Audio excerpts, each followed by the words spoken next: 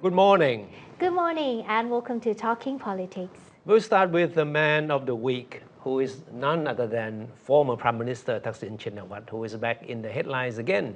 Yeah. After spending 8 months in jail, he was released on parole on Monday, as you can see, to a rousing reception from members of his families and hundreds of the red shirt supporters of his, many of whom had camped overnight outside the prison and wanting to be among the first to have a glimpse of their political hero.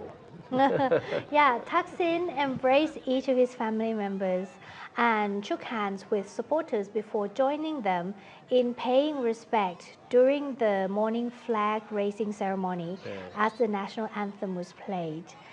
It was a moment Thaksin knew would put him in the spotlight, as it was broadcast live by all major media outlets and dozens of other social media platforms, and he knew the whole country was watching.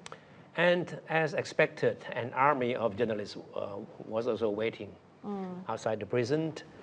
But if they hope to get Thaksin to say something about his future, they must be disappointed, because the former Prime Minister remained very reserved and very uncharacteristic of Thaksin. Yeah. I have just come out of hibernation and I don't remember anything, was Thaksin's answer when asked what he had learned from his 8 months behind bars.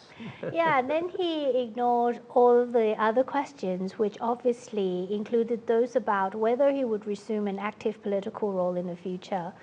But of course, he did not stop political analysts and media outlets from speculating on Thaksin's future plans. And most of them seem to have come to the same conclusion, that the former Prime Minister is most unlikely to stay away from politics. But what kind of political role he would want to play is another big question. Yeah, they believe that what will be preoccupying Thaksin is how he can bring back the glory days of the Pheu Thai party, which he once led and which catapulted him to power. And don't forget that the party also served as the political vehicle for Thaksin's sister Yingluck, his daughter Pheu Thai, and his brother-in-law Somchai Wongsuwat to become prime minister. Unfortunately, for the record, their premierships did not end very well, as we all know, right? The party won every single election since 2001, when Thaksin first became prime minister. Even after Thaksin was deposed in a military coup d'etat and went on self-exile, the party still continued to dominate all subsequent general elections, of course due largely to the former prime minister's popularity. Yeah, but Pheu Thai party suffered a major setback in the recent general elections, which were held while Thaksin was behind bars. It is now playing second fiddle to Phumjai Thai party in the ruling coalition led by Prime Minister Anutin Chanvirakul. So it's only natural that those in Pheu Thai party are looking at Thaksin as the only hope that will help them revive the party. They believe that the former prime minister is still popular and should be able to re-energize his political base, which is mostly in the north and the northeast. And it's no secret that the heavyweights in the party desperately need Thaksin to help show up their political fortunes, which have been on a slide as the results of the last general elections show. So the presence of hundreds of red shirt supporters to welcome Thaksin's release on Monday was not purely an expression of their support for him, because political observers believe most were mobilized by various groups of power brokers in the party to assure Thaksin that there was still a mass desire for him to continue his political role. So what they were trying to say is that Thaksin, don't abandon us. We have these people coming here to greet you and to tell you right in your face that we still want you to continue your. We're still here, we need you. As Thaksin is still keeping his cards close to his chest, it is anybody's guess as to what kind of political role he envisages for himself. His daughter, former Prime Minister Pheu Thai, did say in late February that after visiting Thaksin, she said that her father intended to wash his hands off politics after his release. But few are convinced, given Thaksin's record of doing the opposite of what he said of his political role. And don't forget that while in self-exile in 2023, Thaksin said he wanted to return home only because he wanted to spend the rest of his life with his grandchildren. Right? But as we all know, once he returned, Thaksin wasted no time in engaging in activities seen as interfering with the affairs of the government of his daughters, Pheu Thai party at the time. But for the foreseeable future, because he's still bound by parole conditions, Thaksin will find his movements restricted for at least the next 4 months. Thaksin is still required to wear an electronic monitoring device and has to report periodically to parole officers.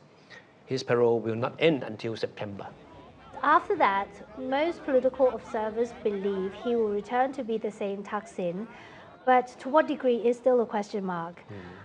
Some foresee a more cautious approach by Thaksin, who may want to let the new generation of executives of Pheu Thai party show their leadership. And one of the party's top leaders now is Yochanan Wongsawat, who is Deputy Prime Minister and Minister of Higher Education, Science, Research and Innovation in the Anutin government. Yochanan is one of the party's prime ministerial candidates, and more importantly, he is the son of Thaksin's sister, Yawapa Wongsawat. The 47-year-old former academic has been gaining popularity with his down-to-earth style and his ability to clearly communicate. His supporters see him as a would-be prime minister if Pheu Thai party ever regain its political dominance. Political observers also note that Thaksin may want to adopt a more hands-off approach so that he would not be seen as dominating the new leadership. But there are political observers who argue that it would be hard to imagine Thaksin resisting the temptation to make his presence felt. That means that the 77-year-old former prime minister will return to exerting his influence in the party the way he did.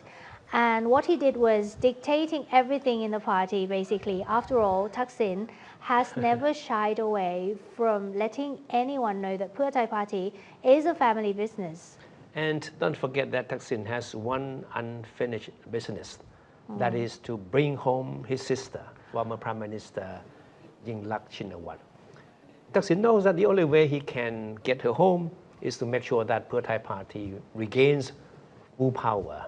And that is the big challenge that Thaksin certainly would want to take on. Right? And Yingluck has been in self-imposed exile since freeing the country back in 2017, shortly before the court ruled against her in the much publicized rice pledging scheme. Remember that, right? Yeah, we all remember that, yeah. You know, Thaksin, in fact, said years ago that he expected to see Yingluck home by Songkran Festival last year, not this year. We do remember that, yes. Anyway, we talked about Mr. Thaksin. Let's talk about the ruling coalition. Right. So, of all the members of the cabinet of Prime Minister Anutin Chanvirakul, we have to say that in the eyes of most people, only 3 of them stand out. And these 3 people are jokingly referred to by the Thai media as the 3 chips. Right. A parody of a well-known Thai canned fish brand, one of the best-selling brands, we would say. It's a vintage brand right now. They're still selling it, but yes, it's a very old brand. Yeah. And who are they? They're talking about Finance Minister Niti Than Praphat, the Foreign Minister Siyasak Phuongketkeaw, and the Commerce Minister Supaji Suthampan. All right. So for the record, they have been the most headline-making cabinet members for obvious reasons. So Prime Minister Anutin has assigned them to what are seen as the most challenging task facing his administration. As Deputy Prime Minister and Finance Minister, Niti is tasked with reviving the country's flagging economy and handling the fallout from the war in the Middle East. Niti has also been given an enviable job of justifying the government's 4 billion baht loan decree.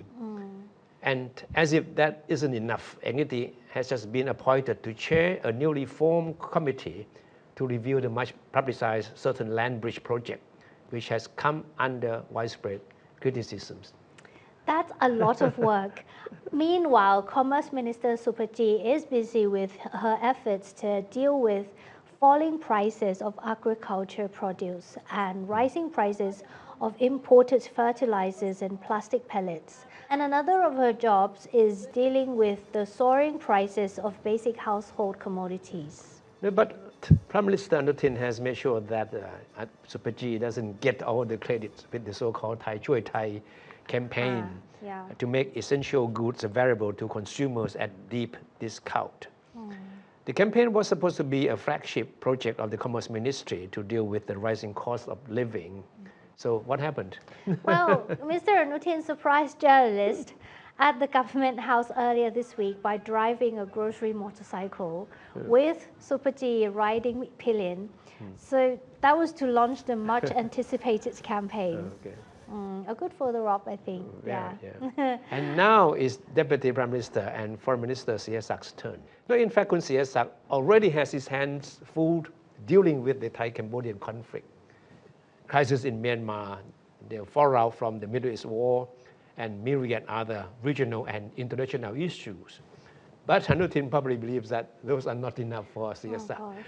So this week he appointed Sihasak to deal with one of the country's thorniest security problems. That is the conflict in the three southernmost provinces, Pattani, Yala, and Narathiwat. He appointed Sihasak as chairman of a committee entrusted with a wide scope of authority and responsibility to be the lead mechanism in finding ways to end the violence and bring about peace in the region. So named as deputy chairman of the committee, Defense Minister and Secretary General of the National Security Council. And committee members include highest-ranking bureaucrats from various government agencies as well. What is interesting is that traditionally the task of dealing with violence in southern Thailand has always been assigned to security or military authorities. It's quite rare that a foreign minister is given the job. Sources told Thai PBS World that Kun Sihasak was chosen for the job because Prime Minister Anutin has trust in the foreign minister's diplomatic finesse in coordinating with agencies concerned. And besides, the Anutin government is also intent on pursuing peace dialogue with the armed groups, with Malaysia continuing to act as facilitator. So he needs someone with a all-round experience and understanding of the situation in the South, not only domestically, but also with the international elements of the issue. He needs a diplomat to deal with it. So Anutin had earlier appointed Hanat Suwananon, director of the National Intelligence Agency, to be the chief negotiator, officially known as the chief of peace dialogue, in the peace talks with the representatives of the insurgent groups. The talks, which have been suspended because government changes, are expected to resume in late June. All right. Okay, now we come to one of the biggest challenges most likely to face the Anutin government, right? The issue of amending the constitution. In fact, we have been talking a lot about this issue, right? There was a bill pending in the last parliament waiting to be debated and adopted and to pave the way for amending the constitution, but that did not happen. No. Yes, it seems that the road to the new constitution have reached a deadlock this week, as you said. So I guess we have to revisit it again, starting with the first Anutin administration in September last year. So back then, MPs from the People's Party voted to support Anutin's bid for the premiership in exchange for several conditions, one of which was a commitment to push forward constitutional reform. No, in fact, Kun Anutin's government then did make some progress as a draft to amend the constitution went through the first reading. And among the drafts that were proposed as the basis for the amendment, the ones from the People's Party and Pheu Thai were picked, right? But Anutin later dissolved parliament and called a snap election in December. Voters headed to the polls for both the general election and a referendum on whether the constitution should be amended. And the answer from the people was, yes, we want to see the constitution amended, a new constitution adopted. Right? Yeah, so they voted yes. And you know what? There's a caveat to that, because the fact that Anutin got elected again means the bill to amend the constitution became a pending bill carried over from the previous parliament, just like you said. And you know, under the law, the government has 60 days to reintroduce the bill, but that deadline expired on Wednesday. So that's why we said it's in a deadlock. And for those who have voted yes to amending the constitution, they're back at square one, and we don't even know where that square one is at this stage. And let's hear from one of the MPs who has been very active in working on these constitution amendment issues, the Kunikon Jamnong of the Pheu Thai Party. He told Thai PBS that the content of the draft was problematic, especially how the constitution drafting committee will be formed, and the issue of Articles 1 and 2 of the constitution, which deals with the monarchy.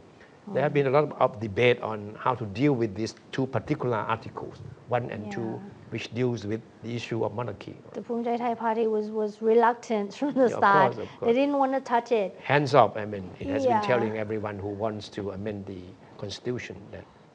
Yeah, and Kunikon said that the Pheu Thai Party, as the majority party in the current government, wants to use its majority power to introduce a new draft based on what it sees as the proper principles.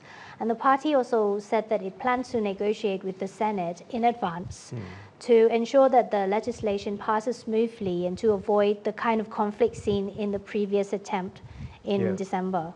But regardless of the explanation, the biggest questions in most people's mind is that when will the current cabinet's new amendment draft actually take shape? And what details will it contain? It is also unclear when the draft bill will be submitted to the parliament. Yeah, and I guess these unanswered questions about the timeline have become the main point of criticism from the opposition.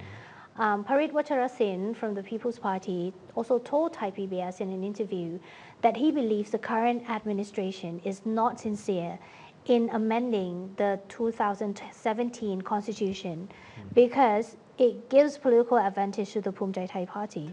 One example that Kun Parit gives to Thai PBS is that the rules governing the selection of senators are vulnerable to collusion and lack democratic accountability, and only benefit the existing power bloc and allowing the government greater leverage.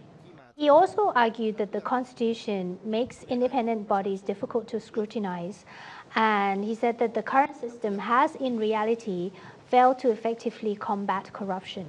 So here we are back at the square one again, right? The government will certainly have to honor the people's decision made through the referendum, right? To amend the constitution. But the big question is when and how. And this is a question that is, the answer is still up in the air. Yeah, true. And I think it's going to be expensive as well, because remember, during the general elections, a portion of it was money spent on putting forward a referendum, and that was not a small amount of money. It was 7 billion baht or something. As we just said, we have been talking a lot about this issue, and looking at this, the way things are, it's very likely that we will continue to talk about it for a long, long time.